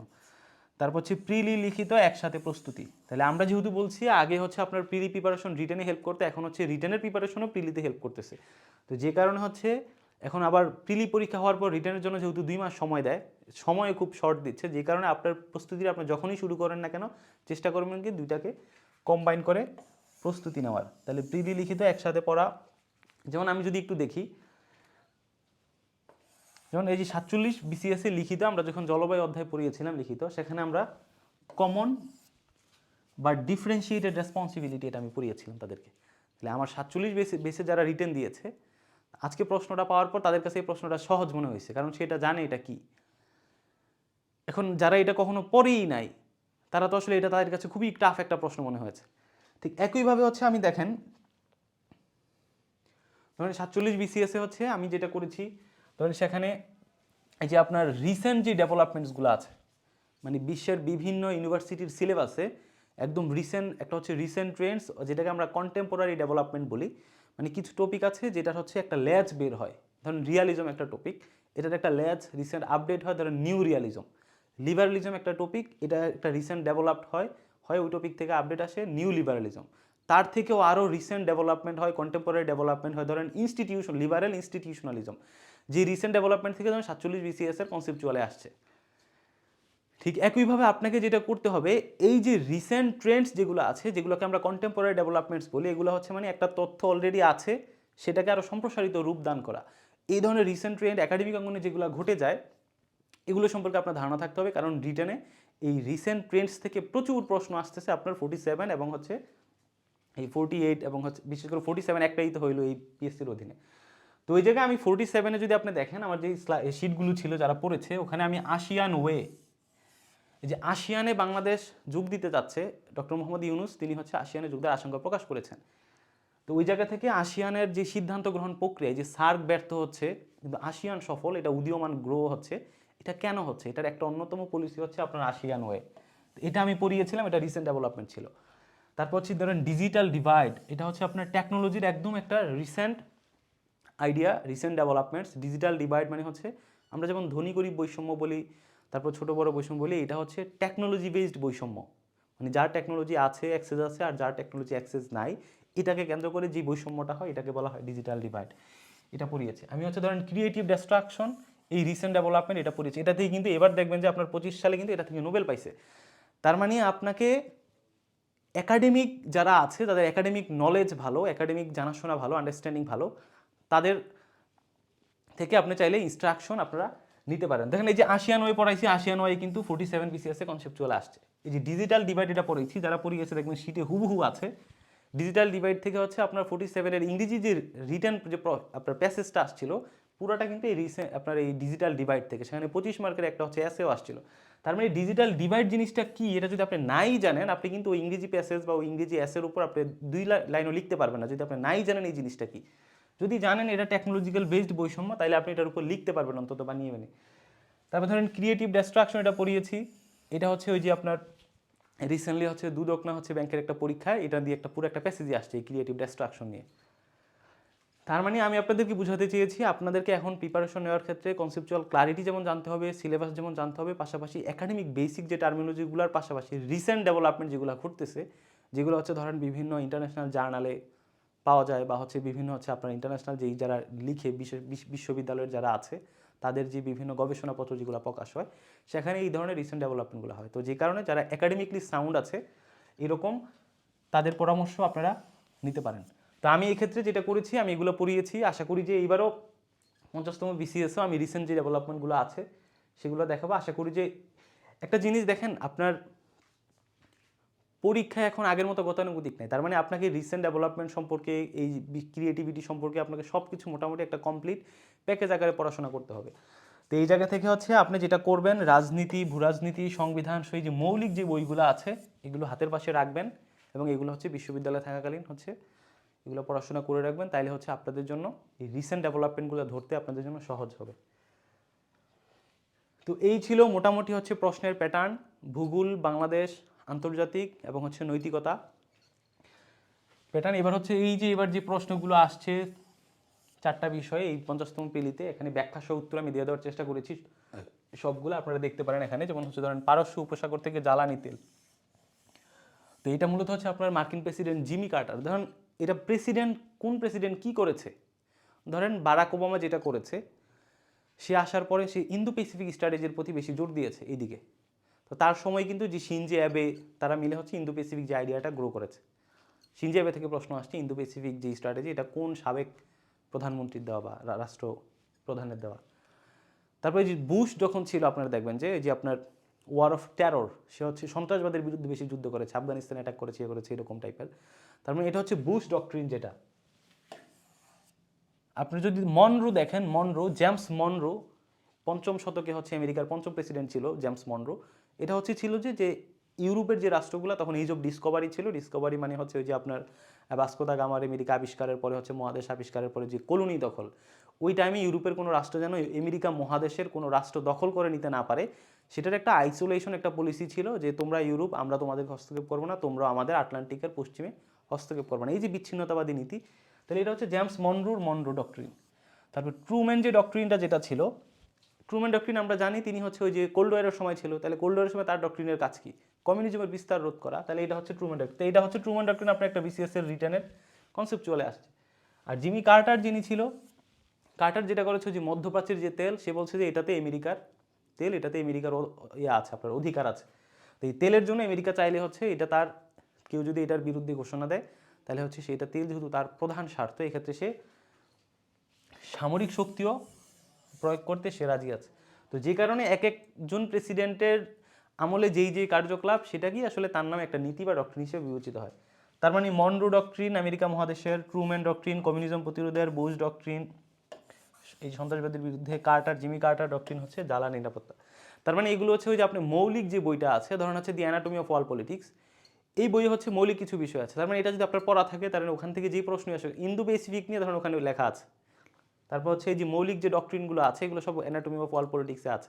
তার মানে এরকম বেসিক পড়াগুলো আপনার যদি জানা থাকে তাহলে সেখান থেকেও কিন্তু আপনি ভালো হেল্প পাবেন। তারপর দেখেন জলবায়ু কূটনীতিতে কমন বা ডিফারেন্সিয়েটেড রেসপন্সিবিলিটি, তাহলে এই যে এটা যে নিউ একটা ট্রেন্ডস, এটা যারা ধরতে পারবে বা নিউ ট্রেন্ডসগুলো কী কী, তারাই হচ্ছে সামনের দিনে বিসিএসগুলোতে হচ্ছে আপনার ভালো করবেন প্রিলি এবং রিটেনে। তো এই যে কমন বা ডিফারেন্সিয়েটেড রেসপন্সিবিলিটি এটা আমরা রিটেনে বিস্তারিত পড়িয়েছিলাম। তো এই ক্ষেত্রে হচ্ছে প্রিলিতে যেটা আসছে এটাতে খুবই একটা কনফিউশন আছে। কমন বা ডিফারেন্সিয়েটেড রেসপন্সিবিলিটি এটা হচ্ছে রিউ ঘোষণা যখন হয় আপনার 1992 সালে, তখন হচ্ছে এটাকে প্রথম স্বীকৃতি দেয়। তারপর আপনার কিয়োটো প্রোটোকল 1997 যেটা হয়, তখন এটাকে বাস্তবায়ন করা বাধ্যতামূলক করা হয়, অব্লিগেটরি করা হয়। তারপর প্যারিস চুক্তি 2015 সালে যেটা হয়, ওখানে এই কমন বাট ডিফারেন্সিয়েট রেসপন্সিবিলিটি একটা রিসেন্ট আপডেট হয়। আপডেট মানে হচ্ছে কি, এটা আরও অধিক সম্প্রসারণ করা হয়, যেটার নাম দিয়েছে হচ্ছে common but differentiated responsibility RC. তাহলে এটা কিন্তু কোনো একটা আপনার সামনে বিসিএস লিখিত পরীক্ষায় কনসেপচুয়াল পার্টে আসতে পারে। তাহলে এই যে কমন বাট ডিফারেন্সিয়েটেড রেসপন্সিবিলিটি, তাহলে CBDR, তাহলে প্যারিস চুক্তিতে এটার সাথে কি লাগিয়েছে আপনার আরসি। তাহলে আরসি মানে হচ্ছে আপনার রেসপেক্টিভ কেপাবিলিটিস। তাহলে রেসপেক্টিভ কেপাবিলিটিস মানে হচ্ছে এটা পরিবর্তিত যোগ করা হচ্ছে যে যেই রাষ্ট্রের যে পরিমাণে হচ্ছে আপনার দায়িত্ব সেই পরিমাণে এটা হচ্ছে পালন করতে হবে। তাহলে এটা তারপরে হচ্ছে আপনার স্টকহোম যে ঘোষণা, যেটা 1972 সালে হয়েছিল, এটা হচ্ছে আপনার পরিবেশ সচেতনতা রিলেটেড, ওটার সাথে কমন বা ডিফারেন্সিয়েট রেসপন্সিবিলিটি কানেক্টেড না। তারপর হচ্ছে দেখেন কোন প্রাক্তন রাষ্ট্রপ্রধান ইন্দো প্যাসিফিক, সেটা হচ্ছে আমরা মাত্রই পড়লাম, সেটা হচ্ছে শিনজো অ্যাবে। তো এখন দেখেন এই যে এটার একটা রিসেন্ট ডেভেলপমেন্ট আছে। এই যে ইন্দো প্যাসিফিক কিন্তু প্রচুর প্রশ্নে আসছে, আন্তর্জাতিক কনসেপচুয়াল আসছে, আন্তর্জাতিক 15 মার্চ পরীক্ষায় আসছে, ইন্দো প্যাসিফিক নিয়ে প্রিলিমিনারি আসছে। এখন এই ইন্দো প্যাসিফিকের তো একটা ডেভেলপমেন্ট হয়েছে, রিসেন্ট ট্রেন্ড। সেই ডেভেলপমেন্টটা হচ্ছে জাপান যেটা নিয়েছে সেটাকে বলা হয় আপনার এই যে free and open Indo Pacific. এই যে free and open Indo Pacific, এটা হচ্ছে আপনার 47 বিসিএসে মেবি একটা কনসেপচুয়াল এটা থেকে আসছে, যে free and open Indo Pacific ধারণাটি ব্যাখ্যা করুন। এটা 47ই আসছে। তার মানে ইন্দো প্যাসিফিকের আপডেটেড ভার্সন হচ্ছে free and open Indo Pacific, যেটা আসলে জাপানেরই নেওয়া। তাহলে এই যে FYP এটা থেকে প্রশ্ন আসছে। তারপর এই যে সম্প্রতি নেটো থেকে যেটা আসছে, এটা তো আমরা জানি ফিনল্যান্ড এবং সুইডেন নেটোতে যোগদান করে। তারপর হচ্ছে এখানে দেখেন যেটা আসছে যে ব্রিক্স কর্তৃক অবকাঠামো এবং টেকসই উন্নয়ন প্রকল্পের লক্ষ্যে। তা আমরা জানি যে হচ্ছে ব্রিক্স যেটা করে সে হচ্ছে IMF এবং ওয়ার্ল্ড ব্যাংকের একটা বিপরীত সংস্থা হিসেবে দাঁড় করানোর জন্য সে কিন্তু NDB নিয়ে আসছিল, নিউ ডেভেলপমেন্ট ব্যাংক, যেটা আমি 12তম ক্লাসে হুবহু পড়িয়েছিলাম। তারপর দেখেন যে কোন জলবায়ু চুক্তির অধীনে সবুজ জলবায়ু তহবিল গ্রিন ক্লাইমেট ফান্ড গঠিত হয়। তো এই জায়গায় আসলে এখানে অনেকগুলো ব্যাখ্যা আছে। এখানে দেখেন যে এই যে 2009 সালে যখন কোপেনহেগেনে COP15 হয়, ওই জায়গায় ধারণাটা মাত্র তখন প্রথম প্রকাশ পায়, ধারণাটা দেওয়া হয়, কিন্তু তখনও প্রতিষ্ঠা হয় না গ্রিন এই যে আপনার ক্লাইমেট ফান্ড। তারপর 2010 সালে এক বছর পরে মেক্সিকোর কানকুনে যে COP16 যেখানে হয়, সেখানে এটাকে প্রতিষ্ঠা করার সিদ্ধান্ত নেওয়া হয়। তাহলে উত্তর হবে কোনটা, এই মেক্সিকোর কানকুনে যেটা। তাহলে এখানে হচ্ছে এই যে কানকুন যেটা, এটা হবে। তারপরে 2011 সালে যেটা হয়েছিল দক্ষিণ আফ্রিকার ডারবানে COP17 যেখানে হয়েছিল, তখন বলা হয়েছিল যে এই যে গ্রিন ক্লাইমেট ফান্ড এটা আসলে কিভাবে পরিচালনা হবে, এটা একটা পর্ষদ গঠিত হয়েছিল, পরিচালনা পর্ষদ। আর 2012 সালে যেটা হচ্ছে আপনার এই পরিচালনা পর্ষদের একটা প্রথম সভা অনুষ্ঠিত হয়। তারপর হচ্ছে দেখেন এই যে আন্তর্জাতিক অর্থায়নের ভিত্তি স্থাপনের ব্রেটন উডস যে সম্মেলন, এটা একদম সিলেবাস থেকে আসছে, এটা সব জায়গায় আছে সিলেবাসের প্রশ্ন। এটা হচ্ছে নিউ হ্যাম্পশায়ার। তারপরে কোন ভূরাজনৈতিক, দেখেন এই যে তত্ত্ব আসছে ভূরাজনৈতিক তত্ত্ব, আমরা বললাম না মাত্র যে কনসেপচুয়াল ক্লারিটি, ইউরেশিয়া নিয়ন্ত্রণকে সমর্থন করে। তাহলে এখানে দুইটা তথ্য আছে খুবই বিখ্যাত আপনার, একটা হচ্ছে স্পাইকম্যানের রিমল্যান্ড তত্ত্ব। তো স্পাইকম্যানের রিমল্যান্ড তত্ত্ব যেটা, এটা হচ্ছে আপনার উপসাগরীয় যে অঞ্চলগুলো আছে সেখানকার আধিপত্য যে রক্ষা করতে পারবে, সে বলছিল যে আগামী বিশ্ব নেতৃত্ব সেই দিবে। তাহলে একটা হচ্ছে উপসাগরীয় যে যে রাষ্ট্রগুলো আছে। আর এই যে হার্টল্যান্ড যেটা আছে, হার্টল্যান্ড মানে হচ্ছে আপনার ইউরোপ এবং সেন্ট্রাল এশিয়া, এই দুইটাকে একত্রিত করে ইউরেশিয়া বলা হয়। তাহলে ইউরোপ এবং সেন্ট্রাল এশিয়া যার নিয়ন্ত্রণে থাকবে, যে who controls the Eurasia will control the world.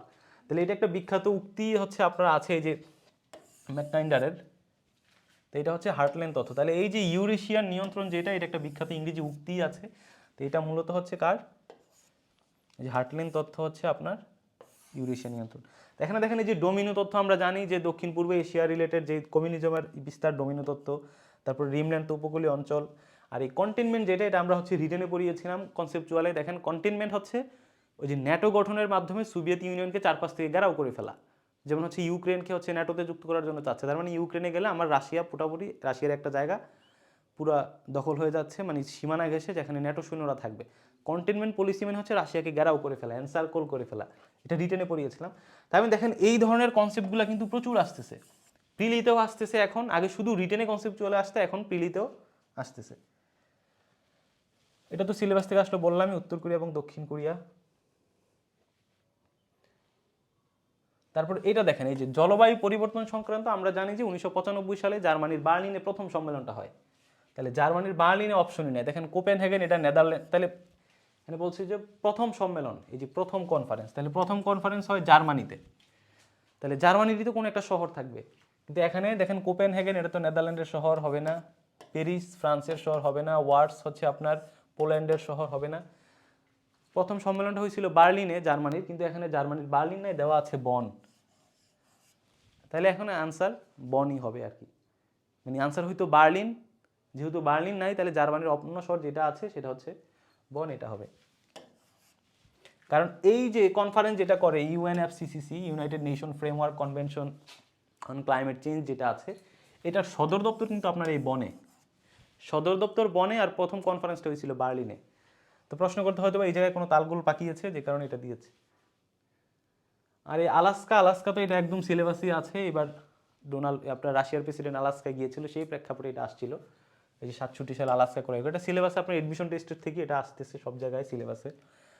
আর ব্রিক্সের প্রধান লক্ষ্য এটা তো আমরা জানি, ব্রিক্সের প্রধান লক্ষ্য কি, যে বিশ্ব অর্থনীতির যে আর্থিক যে প্রতিষ্ঠানগুলো যেগুলো আছে এগুলোর সংস্কার করে উদীয়মান অর্থনৈতিক দেশগুলোর স্বার্থ রক্ষা, অর্থাৎ যে গ্লোবাল সাউথ যেটা। তারপরে হচ্ছে ধরেন এই যে আফ্রিকান উন্নয়ন ব্যাংকের সদর দপ্তর, তো এই জায়গায় এটা হচ্ছে একদম কমন একটা বিষয়। একটা হচ্ছে এডিবি, এশিয়ান উন্নয়ন ব্যাংকের সদর দপ্তর, তারপর হচ্ছে আপনার এনডিবি, ন্যাশনাল আপনার নিউ ডেভেলপমেন্ট ব্যাংকের সদর দপ্তর, আফ্রিকান উন্নয়ন ব্যাংকের সদর দপ্তর, তারপর ইসলামিক ইনফ্রাস্ট্রাকচার ব্যাংকের সদর দপ্তর, তারপর যে চীনের অধীনে একটা আছে না আইআইইউবি যে একটা, তারপর ইউরোপিয়ান সেন্ট্রাল ব্যাংকের সদর দপ্তর, এই সবগুলো ব্যাংক হচ্ছে আমি একসাথে পড়িয়েছিলাম একসাথে রেখে। তো এই জায়গায় আফ্রিকান উন্নয়ন ব্যাংক তো আমরা সবাই জানি, এটা খুবই কমন, যেটা আবিদজানে অবস্থিত, সিলেবাস থেকে আসছে। আর এই যে জাতিসংঘের প্রতিষ্ঠান নয়, এটা খুবই কনফিউজ একটা প্রশ্ন ছিল এবং আমি এটা পড়িয়েছি আমাদের ইয়াতে। তো জাতিসংঘের প্রতিষ্ঠান নয়, এটা হচ্ছে আপনি কিভাবে বুঝবেন, আপনি দেখেন ইউনিসেফ, ইউনিসেফ তো জাতিসংঘের অঙ্গ প্রতিষ্ঠান, ইউনেস্কো, ইউনেস্কো তো জাতিসংঘের প্রতিষ্ঠান, তারপর আইএলও যেটা হচ্ছে ইন্টারন্যাশনাল লেবার অর্গানাইজেশন, আইএলও হচ্ছে জাতিসংঘের একটা বিশেষায়িত সংস্থা, বিশেষায়িত প্রতিষ্ঠান। আর এই যে ডব্লিউটিইউ, ডাব্লিউটিইউ, তাহলে ডাব্লিউটিইউতে কি দাঁড়ায়, হুটু, হুটু মানে কি ওয়ার্ল্ড ট্রেড অর্গানাইজেশন। এই ওয়ার্ল্ড ট্রেড অর্গানাইজেশন এটা কিন্তু জাতিসংঘের সাথে কানেক্টেড না, এরা একে অপরকে সহযোগিতা করে, কিন্তু জাতিসংঘের এটা কোনো অঙ্গ সংস্থাও না, কোনো বিশেষায়িত সংস্থাও না। তাহলে এখানে উত্তর হবে হচ্ছে ওয়ার্ল্ড ট্রেড অর্গানাইজেশন। তা আপনি দেখেন ইউনিসেফ অঙ্গ সংস্থা, ইউনেস্কো বিশেষায়িত সংস্থা, আইএলও বিশেষায়িত সংস্থা, আর হুটু যেটা আছে এটা হচ্ছে জাতিসংঘের প্রতিষ্ঠান নয়, এটা স্বতন্ত্র আন্তর্জাতিক একটা সংস্থা। তারপরে দেখেন যে হুডু প্রতিষ্ঠা হয়েছিল কোথায়, হুডু প্রতিষ্ঠা হয়েছিল আমরা জানি যে হচ্ছে একটা উরুগুয়ে রাউন্ড হয়েছিল যে 8 বছর ধরে, যেটা 94 সালে শেষ হয়। এবং এই 94 সালে এই যেখানে শেষ হয় এটা হচ্ছে মরক্কোর মারাক্কেশ, সেখানে এই উরুগুয়ে রাউন্ডটা শেষ হয়। সেই উরুগুয়ে রাউন্ডের 1 বছর পর 1995 সালের 1 জুলাই আমরা জানি যে এই আপনার ওয়ার্ল্ড ট্রেড অর্গানাইজেশন, বিশ্ব বাণিজ্য সংস্থা প্রতিষ্ঠা হয়, এবং সেদিনই বাংলাদেশ সেখানে যুক্ত হয়। তার মানে এই যে ওয়ার্ল্ড ট্রেড অর্গানাইজেশন 1995 সালে এটা হচ্ছে গঠিত, এটা জাতিসংঘের কোনো অঙ্গ সংস্থা বা বিষয়টা কোনোটাই না, এটা একটা স্বতন্ত্র সংস্থা হিসেবে দাঁড়ায়, কিসের মাধ্যমে, উরুগুয়ে রাউন্ডের মাধ্যমে। এটা তো হচ্ছে এটা আরো 2 বছর আগের প্রশ্ন ছিল। এই যে অপারেশন হচ্ছে আপনার এই যে প্রসপেরিটি গার্ডিয়ান, যেটা হচ্ছে আপনার ওই আরব সাগরে হচ্ছে হুতিরা চালিয়েছিল মার্কিনদের উপর, মার্কিন নেতৃত্বাধীন যে নিরাপত্তার উদ্যোগ এটা ছিল। আর বিশ্ব অর্থনীতিতে এই যে আপনার পেপার গোল্ড, যেটা পেপার গোল্ড হচ্ছে এই যে 1995 সালে যে ওয়ার্ল্ড ট্রেড অর্গানাইজেশন গঠিত হয়েছিল না, ওইটার একটা হচ্ছে স্পেশাল ড্রয়িং রাইটস একটা আছে, যেটাতে ওইটা কী করে, ধরেন একটা বাংলাদেশ ব্যাংক, বাংলাদেশ ব্যাংকের সেন্ট্রাল ব্যাংক হচ্ছে ধরেন এখানে আপনার মানির অ্যাভেলেবিলিটি কম, এখানে তারল্য সংকট দেখা গিয়েছে, তখন যেটা করে ওয়ার্ল্ড ট্রেড অর্গানাইজেশন যেটা করে এই তারল্য সংকট কাটানোর জন্য তার যে গোল্ডেন মানি থাকে, গোল্ডেন মানি হচ্ছে সেখানে কিছু স্পেসিফিক মানি আছে, ডলার আছে, ইউরো আছে, তারপরে চায়নার মুদ্রা আছে, এইগুলো হচ্ছে সে গোল্ডেন মানি হিসেবে ব্যবহার করে, এগুলো দিয়ে হচ্ছে ওই তারল্য সংকটটা কাটায়। তো এটা কি স্পেশাল ড্রয়িং রাইট যেটা ছিল, এটাই হচ্ছে এই যে গোল্ডেন মানি, যেটা এই যে বিশেষ উত্তোলন অধিকার এসডিআর, স্পেশাল ড্রয়িং রাইটস, যেটা এই স্পেশাল ড্রয়িং রাইটস এটা অন্তর্ভুক্ত করার জন্য কিন্তু আপনার ওই ওয়ার্ল্ড ট্রেড অর্গানাইজেশনের যে কনস্টিটিউশন ওইটাও সংশোধন করতে হয়েছিল। কিন্তু এটা হচ্ছে আইএমএফ, আইএমএফ এর হবে, মানে আন্তর্জাতিক মুদ্রা তহবিল আইএমএফ যেটা আছে, এই স্পেশাল ড্রয়িং অ্যাক্ট যেটা, এই যে রাইটস যেটা, এটা অন্তর্ভুক্ত করার জন্য IMF এর কনস্টিটিউশনও সংশোধন করতে হয়েছিল। তারপর সুদান তো একদম সাম্প্রতিক বিষয়, ওই যে প্যারামিলিটারি যেটা ছিল র্যাপিড সাপোর্ট ফোর্স, এটা পত্রিকায় বহু এসেছে। আর অকাস তো আমরা জানি এটা হচ্ছে ওই যে সামরিক চুক্তি, অস্ট্রেলিয়াকে হচ্ছে পারমাণবিক যেই ডুবোজাহাজ সেগুলো দেওয়া হবে। আর ইফাদ এটা একদম একটু ব্যতিক্রম প্রশ্ন আসছে যে ইফাদের এসডিজির কোন দুইটা লক্ষ্য। তো এসডিজি 17টা লক্ষ্যের মধ্যে হচ্ছে ওরা যেটা নিয়ে কাজ করে সেটা হচ্ছে এই যে 1 ও 2, যেটা নিয়ে কাজ করে 1 ও 2 এটা। তারপর হচ্ছে বাংলাদেশের যে 23টা প্রশ্ন ছিল, এটা আপনার একবার এখানে স্লাইডটা আছে, আমি আপনাদেরকে দিয়ে দিব, এটা হচ্ছে আপনার একবার দেখলেই হবে। বাংলাদেশের অর্থনৈতিক উন্নয়ন এবং পরিকল্পনা, এই স্লাইডটা হচ্ছে দি অ্যানাটমি অফ ওয়ার্ল্ড পলিটিক্স যে গ্রুপটা আছে, সার্চ দিলেই হবে দি অ্যানাটমি অফ ওয়ার্ল্ড পলিটিক্স, ওই গ্রুপে হচ্ছে পিডিএফটা আমি দিয়ে দিব, যেহেতু পিডিএফ তো আইডিতে দেওয়া যায় না। তো ওখানে দিলে আপনারা এই প্রশ্নগুলো দেখে নিতে পারবেন যে বাংলাদেশের 23টা প্রশ্ন কি। তাহলে অর্থনৈতিক গুণ, এটা তো এক নাকি, এটা সবাই জানে, জাতীয় অর্থনৈতিক পরিষদের নির্বাহী কমিটি। তারপরে এই যে স্থানীয় সরকার দুর্বল, আমরা বললাম যে সেন্ট্রাল গভর্নমেন্ট ভার্সেস লোকাল গভর্নমেন্টের যে অতি কেন্দ্রীভূত যেটা আছে সেটা, এখানে ব্যাখ্যা বিস্তারিত সব দেওয়া আছে। হেভিয়াস কর্পাস তো আমরা জানি, তো হেভিয়াস কর্পাসের এখানে যেটা আসছে তা আমরা জানি যে রিটটা করা যায় 102 নম্বর অনুচ্ছেদ অনুযায়ী, 2 ধারা অনুযায়ী।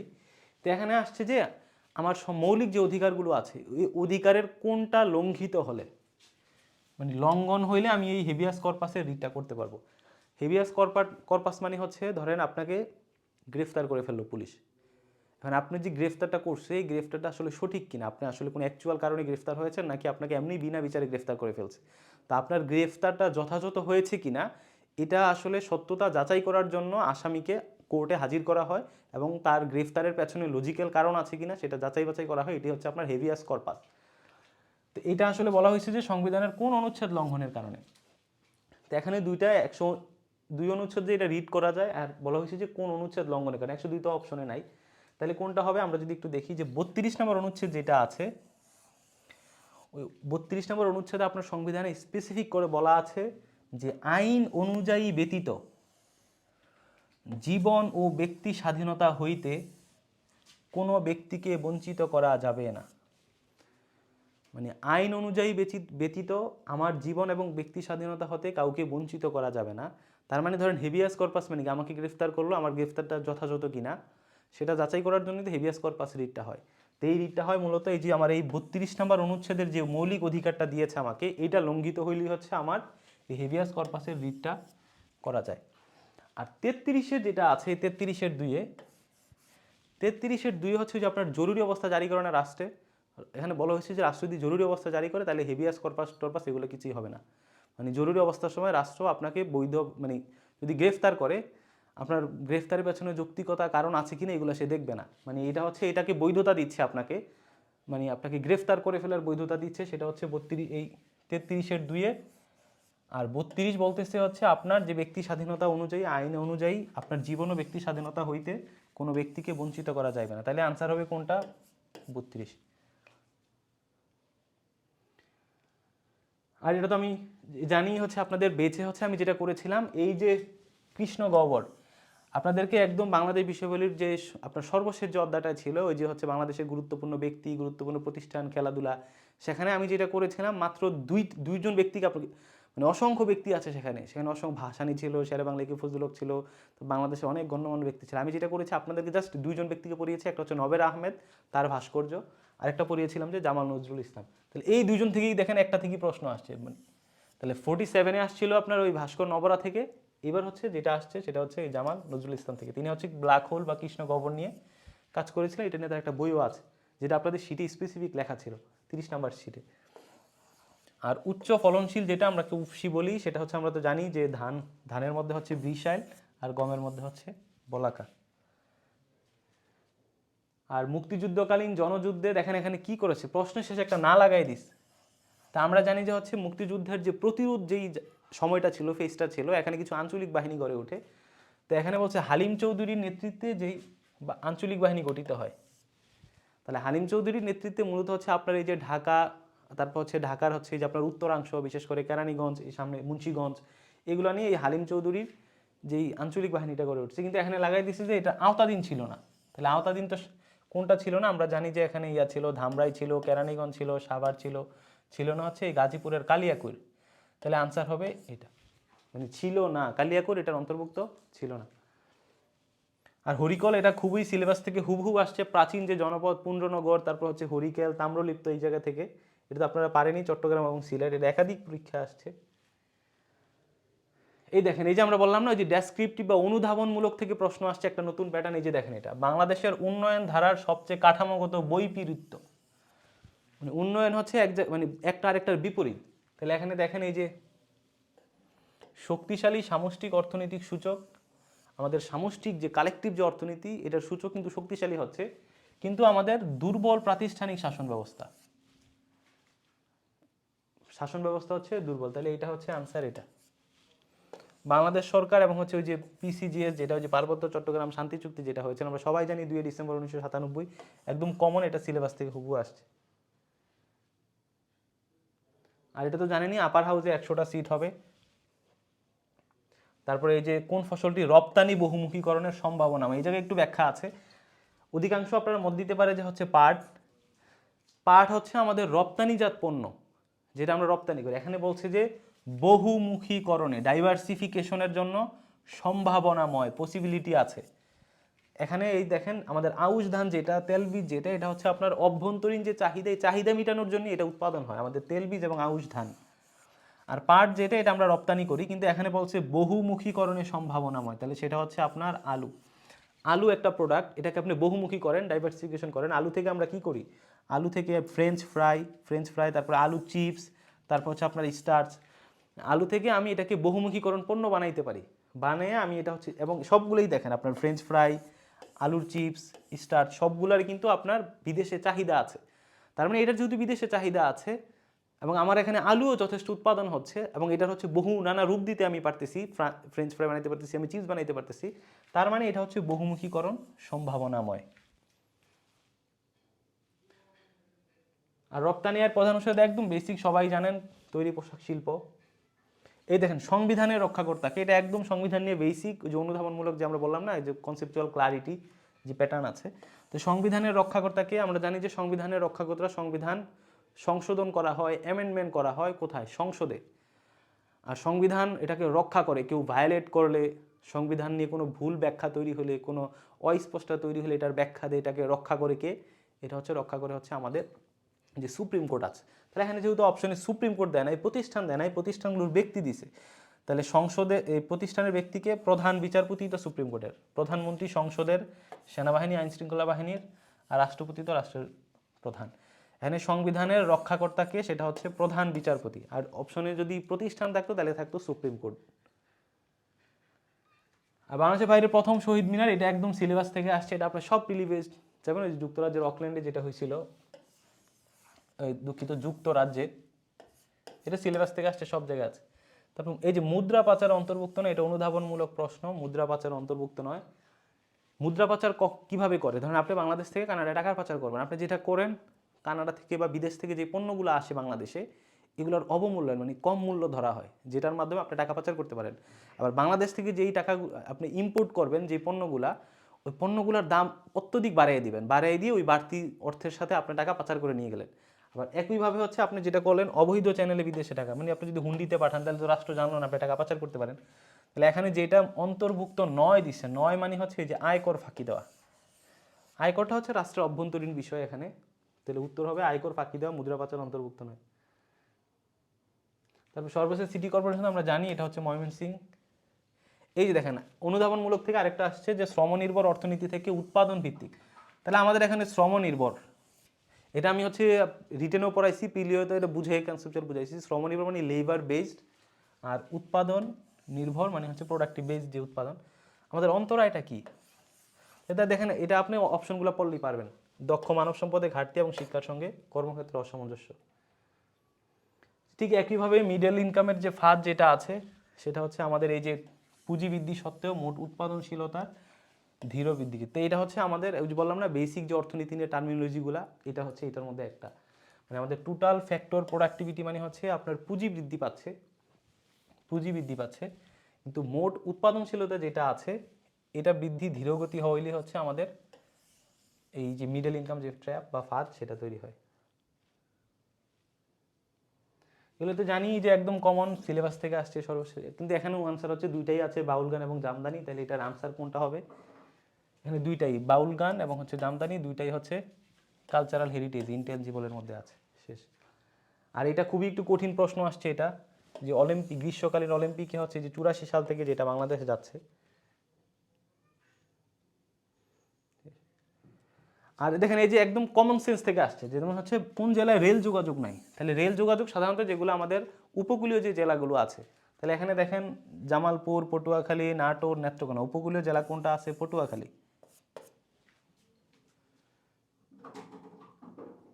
তারপর এটা এর আগেও এটা এর আগে একাধিক বিসিএস পরীক্ষা আসছে, 16 ডিসেম্বর বাংলাদেশ সংবিধান কার্যকর হয়। আর এই যে জিডিপি হিসাব করে কে? জিডিপি হচ্ছে যে বাংলাদেশের পরিসংখ্যান ব্যুরো, এটা হচ্ছে জিডিপি হিসাব করে, তারা হচ্ছে জিডিপির মোট খাতকে হচ্ছে প্রায় 19টা খাতে ভাগ করছে। এই 19টা খাতে ভাগ করে একটা খাত হচ্ছে আপনার কৃষি, কৃষির মধ্যে আরও আমাদের অন্য কিছু, কৃষি একটা খাত, তারপর হচ্ছে ধরেন শিল্প একটা খাত, ওইটার আবার 5 ভাগ করছে। তারপর হচ্ছে আমাদের সেবা খাত, ওইটারে 5 ভাগ করছে। শিল্প, ওইটারে আরও 11 ভাগ করছে। এরকম মোট 19টা ভাগে ভাগ করে পরিসংখ্যান ব্যুরো হচ্ছে জিডিপিটা হিসাব করে। তো এটা হচ্ছে বাংলাদেশ পরিসংখ্যান ব্যুরো। আর ভূগোলে যে 8টা প্রশ্ন আসছে, এটা হচ্ছে আপনারা এই স্লাইডটা আমি দিয়ে দিব, আপনারা একবার দেখলেই হবে। বাংলাদেশের দীর্ঘতম নদী আমরা তো জানি পদ্মা। এই পদ্মা যমুনার যে শাখা নদী, এটা তো জানি যে গড়াই এবং মধুমতি, যেটা ছিল গড়াই এবং ধলেশ্বরী। আর নৈতিকতা ও সুশাসন আমরা বললাম যে 3টা প্যাটার্ন, একটা হচ্ছে সিলেবাস, আর একটা হচ্ছে আপনার লজিক্যাল, আর একটা হচ্ছে আমার,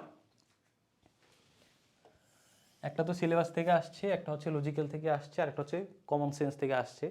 তো এই জায়গা থেকে হচ্ছে এই যে মূল্যবোধ শৈলী, এগুলো সব একবার রিডিং আপনারা পড়বেন যৌক্তিকতা দিয়ে, এখানে ব্যাখ্যা সব বিস্তারিত দেওয়া আছে, একবার পড়লে আপনারা রিডিং পড়লে এটা বুঝবেন।